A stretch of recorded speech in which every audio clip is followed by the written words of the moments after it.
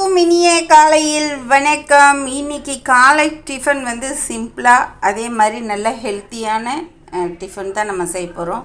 தேங்காய் சட்னிக்கு கொஞ்சம் தேங்காய், இஞ்சி, ஒரு பல் பூண்டு, 3 பச்சை மிளகாய், கொஞ்சமாக கடலை, தேவையான அளவு உப்பு, இது நம்ம சட்னி அரைச்சிக்குவோம்.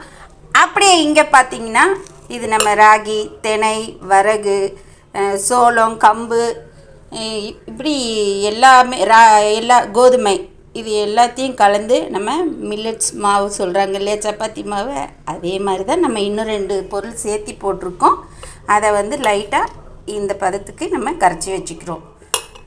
இதுக்கு கூட நம்ம வெங்காயம், பச்சை மிளகாய், கொத்தமல்லி, கருவேப்பிலை இதையும் நம்ம கட் பண்ணி வச்சுருக்கோம். மாவில் மிக்ஸ் பண்ணி தோசை போட்டுக்கலாம், சட்னி அரைச்சிக்கலாம். ஓகே, பாய். அவ்வளோதாங்க, நம்ம தோசை சட்னி ரெடி. வாங்க சாப்பிட்லாம்.